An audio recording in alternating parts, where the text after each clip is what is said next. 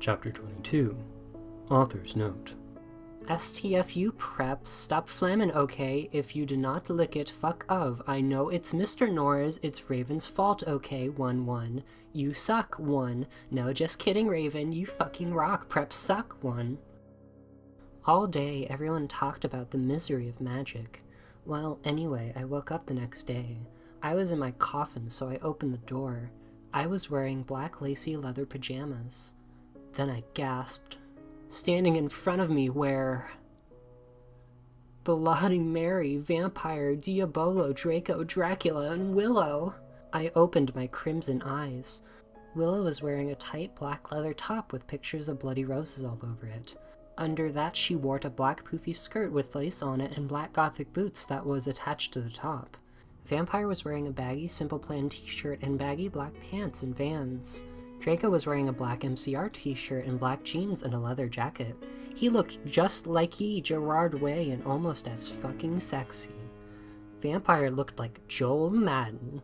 Bloody Mary was wearing a tight black poofy gothic dress that she had ripped so it showed of all her cleavage with a white apron that said bitch and other swear words and MCR lyrics on it, kind of like one dress I had seen Amy Lear wear once. Darkness, who is Jenny, was there too. She was weaving a ripped gothic black dress with ripped stuff all over it and a lace-up top thing and black pointy boots. So were Crab and Goyle. It turns out that Darkness, Diabolo, Crab, and Goyle's dad was a vampire. He committed suicide by slitting his wrist with a razor. He had raped them and stuff before too. They got so depressed that they became gothic and converted to Satanism. OMFG, I yielded as I jumped up. Why the fuck are you all here? Anobi, something is really fucked up, Draco said. Okay, but I need to put my fucking clothes on first, I shouted angrily. It's alright. We have to go now and you look kawaii anyway. You're so fucking beautiful, Draco said in a sexy voice. Oh, alright, I said smiling. But you have to tell me why you're being all erective. I will, he said. So I just put on some black eyeliner, black lipstick, and red eyeshadow and white foundation. Then I came. We all went outside the Great Hall and looked in from a window. A fucking prep called Brittany from Gryffindor was standing next to us.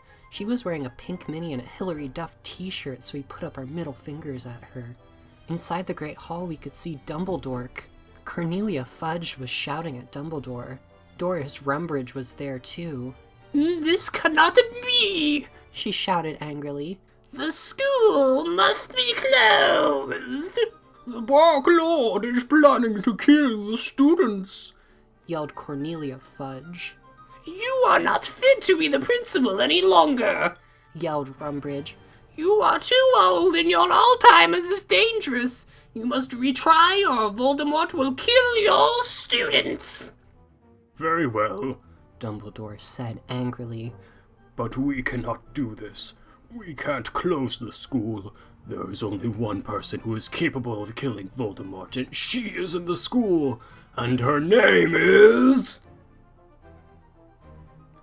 Ebony Darkness Dementia Ravenway. Draco, Crab, Goyle, Darkness, Willow, Vampire, and Bloody Mary looked at each other. I gasped. Chapter 23. Author's Note.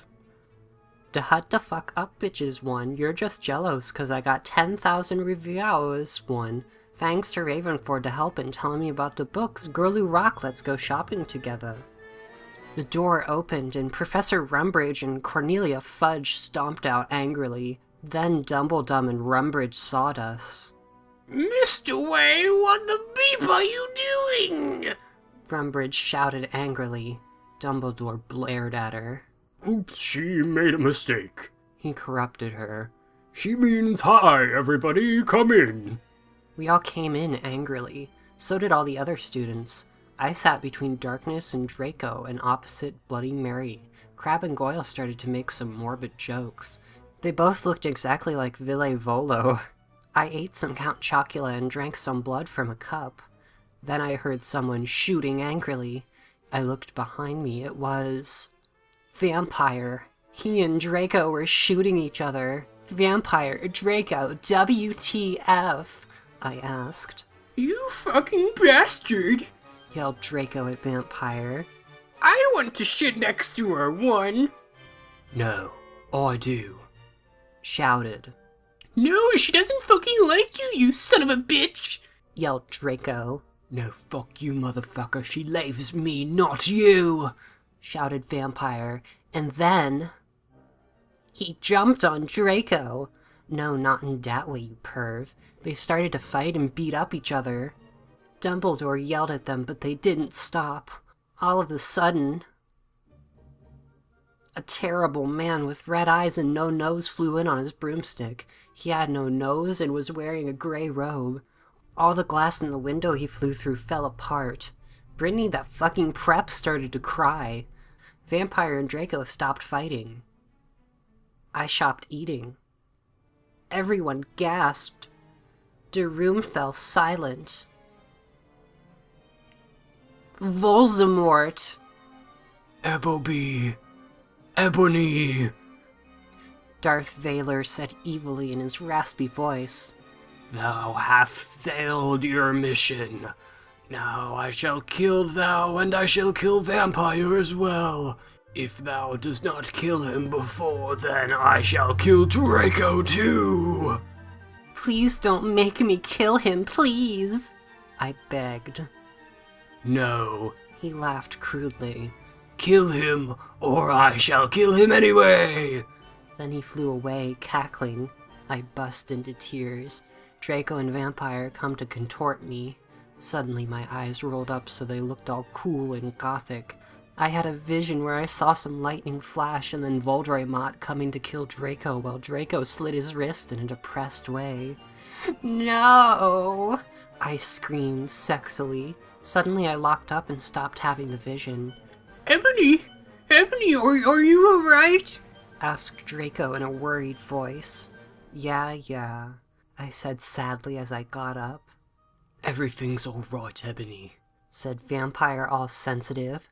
No, it's not, I shouted angrily. Tears of blood went down my face. OMFG, what if I'm getting possessed like in The Ring 2? It's okay, girl, said Bloody Mary. Maybe you should ask Professor Sinister about what the visions mean, though. Okay, bitch, I said sadly, and then we went.